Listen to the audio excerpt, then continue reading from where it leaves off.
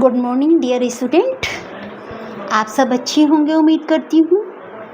इससे पहले last class में हमने आपकी सीबीएसई पाठ्यक्रम के अंतर्गत आने वाले कोर्स बी कक्षा 10 की स्पर्श भाग 2 पुस्तक से पतझड़ में टूटी पत्तियां का फर्स्ट भाग, जो पहला भाग था गिनने का सोना पड़ा था। आज हम दूसरा भाग पढ़ेंगे, झेन की देन। झेन की देन बच्चों एक बौद्ध धर्म की पद्धति है जो हमें शांति का मार्ग दिखाती है। तो झेन की देन का पाठ प्रवेश कुछ इस तरीके से है। झेन की देन बौद्ध दर्शन में वर्णित ध्यान की उस पद्धति यानी तरीका। पद्धति का क्या मतलब है? तरीका, विधि।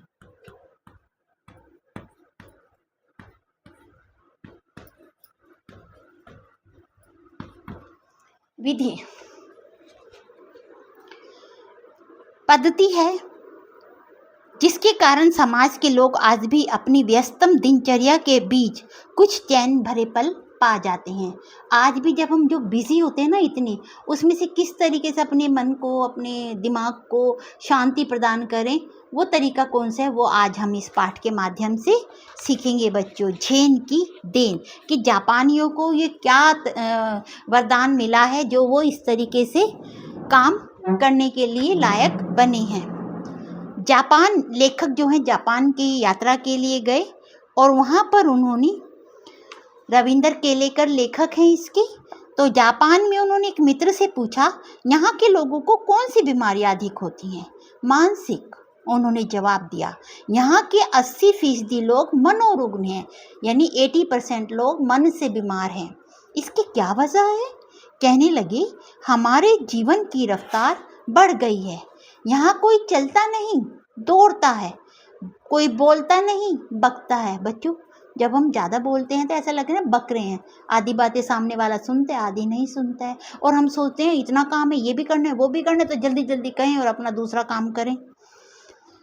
जब हम अकेले पढ़ते हैं तब हमसे अपने आप से लगातार बड़बड़ाते रहते हैं, मुझे ये करना है, मुझे वो करना, उसने ये कर दिया, उसने ये कर दिया, मतलब बेचैन रहते हैं, शांति भंग हो जाती है। अमेरिका से हम प्रतिस्पर्धा करने लगे हैं। प्रतिस्पर्धा यानी तुलना, कंपटीशन। किससे करने लगे हैं? अब जापान छोटा कंट्री, अमेरिका इतना बड़ा है, अब उनसे हम कंपटीशन करने लगे हैं। अब कंपटीशन करेंगे तो मेहनत भी ज़्यादा हो जाएगी, तो क्या होगा?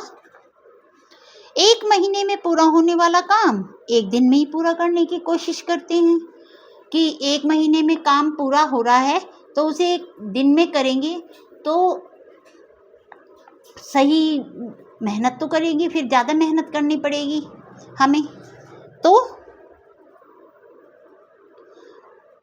दुगनी गति से काम करना पड़ेगा, ज़्यादा काम करना पड़ेगा।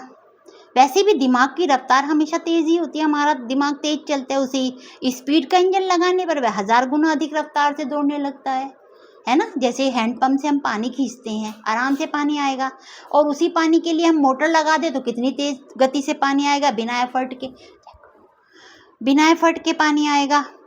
तो फिर एक क्षण ऐसा आता है जब दिमाग का तनाव बढ़ जाता है और पूरा इंजन टूट जाता है। जब ज़्यादा स्पीड से काम करेंगे तो खराबी तो आएगी। यही कारण है जिससे मानसिक रोग जापान में बढ़ गए हैं, ये लेखक के मित्र ने कारण बताया।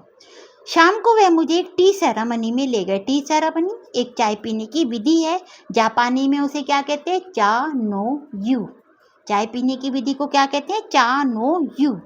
वह एक, अब जो स्थान है वहाँ का, उसकी विशेषता बता रहे हैं। वह एक 6 मंजिली इमारत थी, 6 फ्लोर, जिसकी छत पर दफ्ती यानी तख्त, जो लकड़ी के फट्टे होते हैं, तख्ते होते हैं, उनसे बनी हुई दीवारों वाली तातामी जमीन पर मैट बिछाई हुई थी, चटाई। बाहर बेडब पर्णकुटी यानी जैसे